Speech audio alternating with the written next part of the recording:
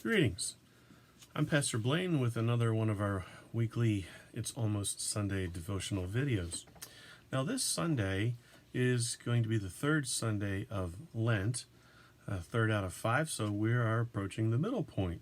We're going to be examining our gospel lesson, which is Luke chapter 13, 1 through 9, and it's a story that has Jesus teaching and answering some very, very hard, painful questions with some hard answers.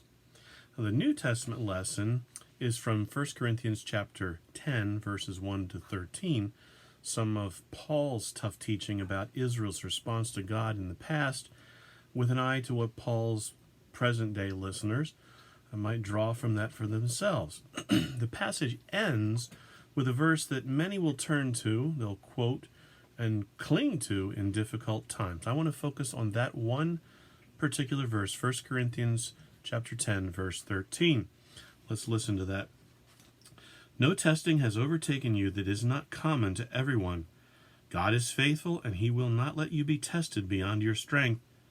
But with the testing, he will also provide the way out so that you may be able to endure it. Now, let me just start with a little bit of a rhetorical question here as we consider this verse. Anyone ever felt like they had a big burden to carry? Anyone felt like they had a big test or trial ahead of them that they're facing? Of course we all have. Whether the issue was a relational one with a family member, a loved one, a friend, a neighbor, might have been a situation at work, might have been a matter of health, whether your own health or the health of someone near and dear to you, even life and death. We've all been faced with difficult times, difficult burdens, trials. We have all had to face these challenges, and in fact, some may be dealing with one or more right now. Well, how does this verse help? What is it that people see? Well, quite simply, the purpose of this verse, I think, or the effect of this verse, is that it should reassure us. God will provide. God will equip.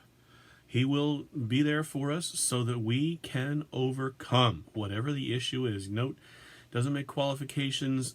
I'll help with this kind of problem or that one, but not that one. No. Whatever the test, whatever the challenge, whatever the trial might be, God will provide, God will equip so that we can overcome. But let's be clear what it doesn't say. It doesn't say God will keep you from tests. It doesn't say God will keep you from trials. Only that he won't let you be tested beyond your strength. Many treat this verse as God won't let us be tested, period. And then when they are, they cry out, why? Now, let's be clear. Why is a fair question. When Jesus hung on the cross, he cried out, why, Lord? Why have you forsaken me? So why is a fair question when we are feeling beset by something, when we are facing a difficult time? Here's the thing. We can ask, but we shouldn't dwell there. You see, while we are crying out, the test is still going on. There's no time out because we're seeking information. While we cry out, the test goes on. So cry out, but keep moving forward.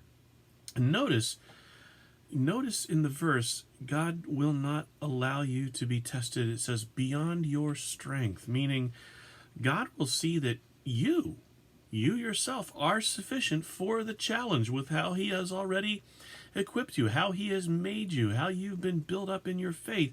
And the verse ends that with the testing, he will also provide a way out so that you may be able to endure it. So no one likes to be tested. No one likes to be tested and feel uncertain that we're up to a challenge, especially in such personal and intimate ways. But for the person of faith, if we will rely on our faith, this verse would indicate it seems the game is almost rigged from the start with what is already in us and with what God will provide. Brothers and sisters, challenges will come. When they do, remember the source of your strength. Remember all that you have at your disposal to overcome. In our prayers today and coming days, let us take some time and reflect. What are the challenges that we are facing right now? Or what are the challenges that you maybe anticipate coming? You see it there looming on the horizon. Whatever the challenge might be, or whatever the challenges might be, we want to name them and we want to give them to God. Give them to God right now and pray that God will help us to overcome them, will help us to go through them in a way that honors Him and to get where He would have us be when they are over. I'd like to end our time today in honor of St. Patrick's Day with a prayer from St. Patrick. Actually, I should say this is a portion of a prayer from St. Patrick. Some of you may be familiar with St. Patrick's probably most famous prayer, the breastplate prayer. It's a very lengthy prayer praying for God's protection, well worth your time to look up and to utilize yourself. But I want to just focus on one particular portion of that breastplate prayer today as we close this time together, where we're thinking about how God helps us to overcome and to endure, to get through the challenges, the tests that we face in life. So let's quiet our hearts and come before the Lord in prayer. Christ be with me, Christ within me, Christ behind me, Christ before me, Christ beside me, Christ to win me, Christ to comfort and restore me, Christ beneath me, Christ above me, Christ in quiet, Christ in danger, Christ in hearts of all that love me, Christ in mouth of friend and stranger. Amen. Amen, and God's peace and grace and mercy be with you always.